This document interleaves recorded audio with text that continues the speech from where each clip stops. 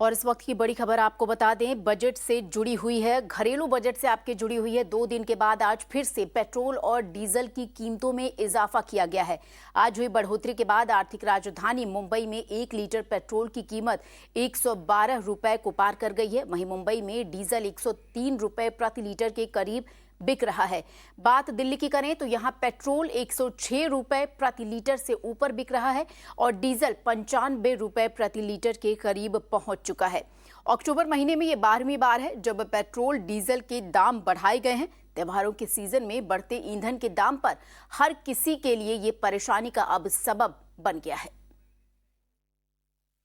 और हमारे सहयोगी मयूरेश इस वक्त हमारे साथ लाइव जुड़ रहे हैं। जानेंगे किस तरीके से मुंबई में भी लगातार आपको हमने बताया कैसे पेट्रोल और डीजल के जो दाम है वो लगातार बढ़ रहे हैं।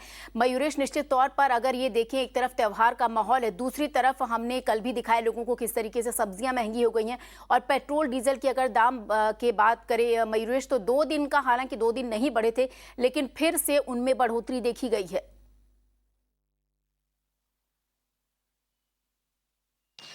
जी बिल्कुल, तकरीबन 30 से 35 पैसों की ये बढ़ोतरी जो है वो पेट्रोल डीजल के दामों में देखी गई है। आप देख सकते हैं फिलहाल पेट्रोल जो है मुंबई में 112 रुपये 7 पैसे है, तो वही डीजल जो है वो अगर हम बात करें तो 102 रुपये 85 पैसे है। तो ये 30 से 35 रुपये का कहीं ना कहीं बढ़ोतरी हुई है।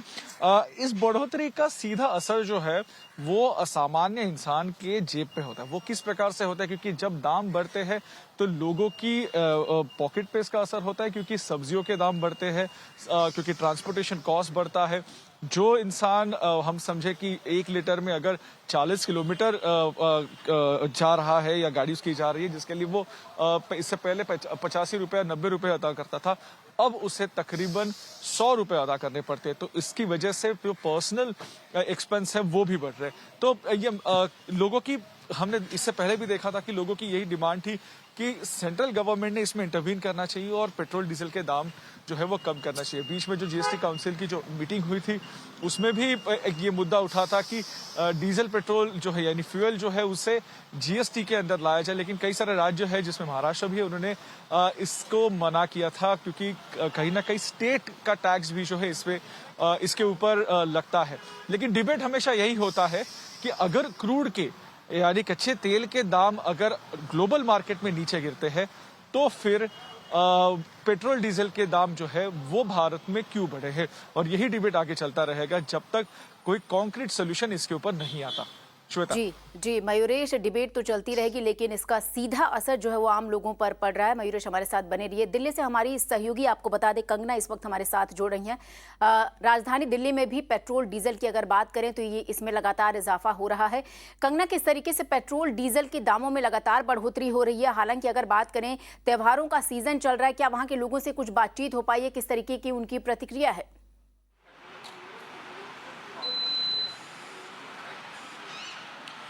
मैं आपको सबसे पहले बताना चाहूँगी कि इस समय पेट्रोल का प्राइस दिल्ली में 106 रुपये 25 पैसे पर लीटर के हिसाब से है और डीजल का प्राइस है 94 रुपीज़ 98 पैसा पर लीटर। तो ये देख सकते हैं, ये काफ़ी बढ़ोतरी हो चुकी है। हाँ, पिछले 2 दिनों में पेट्रोल का प्राइस नहीं बढ़ा था, लेकिन आज फिर से 35 पैसा बढ़ने के कारण 106 रुपये पार कर चुका है दिल्ली का पेट्रोल का प्राइस, और डीजल भी 94 रुपीज़ पर पहुँच चुका है। और अगर ऐसा ही चलता रहा तो कुछ दिनों में डीजल भी दिल्ली में 100 रुपये पे पहुँच जाएगा। जब हम लोगों से बात करने की कोशिश करते हैं, जब हमने पहले यहाँ पे लोगों से बात करी थी, तब उन्होंने ये बताया था कि फेस्टिवल सीजन चल रहा है और इसी खातिर जब अप डाउन करना पड़ता है दिल्ली से यूपी, या फॉर एग्जांपल जिनसे हमसे बात करी थी वो लखनऊ जा रहे थे, उन्होंने बोला कि पहले लखनऊ जाने में अप डाउन करने में हमारा 4 से 5 हज़ार में हो जाता था, अब दुगना लगने लग गया है बिकॉज पेट्रोल के प्राइसेस इतने बढ़ गए हैं।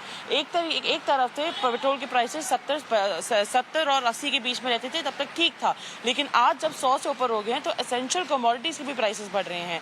इसमें आप देखें तो टमाटर और प्याज के भी प्राइसेस बढ़ते जा रहे हैं जैसे जैसे पेट्रोल का प्राइस बढ़ रहा है, क्योंकि ट्रांसपोर्टेशन कॉस्ट बढ़ रही है।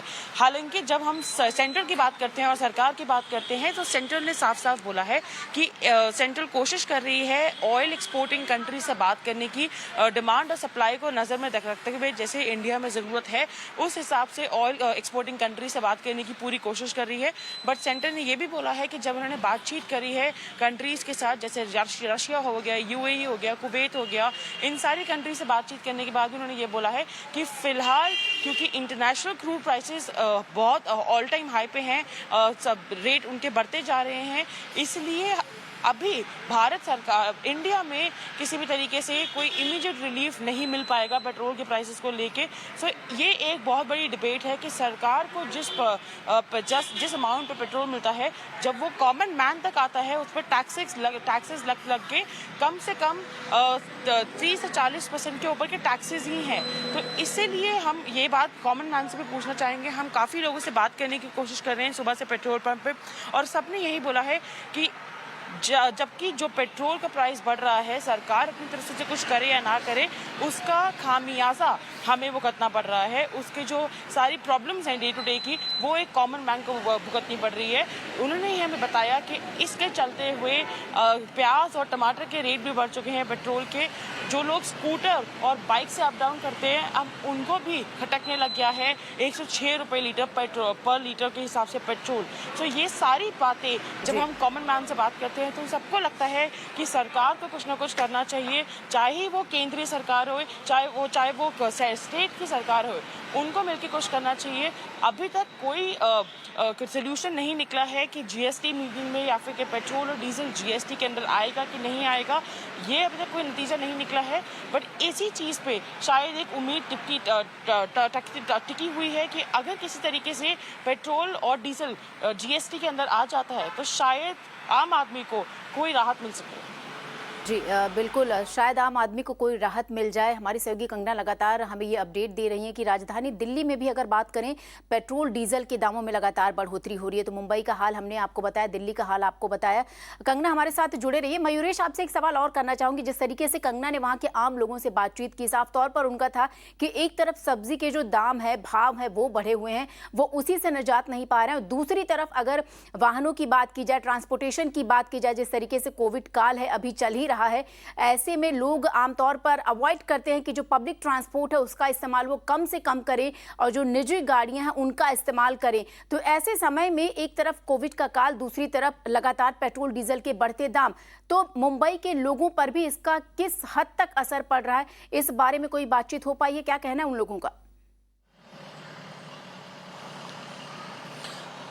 जी, फिलहाल तो यहाँ पे बातचीत नहीं हो पाई, लेकिन हम जरूर कोशिश करेंगे लोगों से बातचीत करने के लिए कि कोविड के काल में जहाँ पे लोग अपनी व्हीकल्स खुद इस्तेमाल करना चाहते हैं और पब्लिक ट्रांसपोर्ट अवॉइड कर रहे हैं। आइए अब जान लेते हैं इनसे। सर, आपसे जानना चाहेंगे कि पेट्रोल डीजल के दाम जो बढ़े हैं, कोविड का पीरियड चल रहा है जिसमें लोग अपनी व्हीकल से ऑफिस जाना पसंद करते हैं और पब्लिक ट्रांसपोर्ट नहीं यूज करते, क्या आपको लगता है कि आज तकरीबन 30 पैसे से फिर से दाम बढ़े हैं? हाँ, वो तो बढ़ता ही रहता है रोज। इसका असर आपके डेली बजट पे कितना होता है? तो ये पूछ के फायदा नहीं, क्योंकि बजट हाई होता है, खर्चा है ही नहीं, इनकम है ही नहीं, समझ रहे हैं आप। दूसरा ऐसा है कि जब ये कॉस्ट फ्यूल की बढ़ती है तो उसका सीधा असर हमने देखा है कि सब्जियों पे होता है, क्योंकि ट्रांसपोर्टेशन कॉस्ट बढ़ती है। तो दोनों तरफ से कहीं ना कहीं सामान्य आदमी जो है, कॉमन मैन जो है, वो पिसा जा रहा है। तो जाहिर सी बात है, जब अगर महंगाई होएगी तो हर तरफ से खर्चा ही होने वाला है। पेट्रोल में खर्चा, खाने में खर्चा, गैस में खर्चा, आदमी का कोई वैल्यू है ही नहीं, जो था वही है, बाकी हर चीज बढ़ता जाता है। तो यही रिएक्शन है लोगों की कि इस पे कुछ ना कुछ तो सोल्यूशन ढूंढना चाहिए, क्योंकि हर जगह से जो है वो सामान्य आदमी ही पिसा जा रहा है। जैसे आपने बात की कि सब्जियों के दाम बढ़ते हैं, उसका असर सामान्य आदमी पे होता है, फ्यूल के दाम बढ़ते हैं, उसका सीधा असर सामान्य आदमी पे होता है। तो सामान्य आदमी जो है, यानी कॉमन मैन जो है, वही हमेशा सफर हो रहा है। जी बिल्कुल मयूरेश, सही आपने कहा कि जो आम लोग हैं, आम नागरिक हैं, उन्हीं पर इसका असर सबसे ज़्यादा पड़ता है।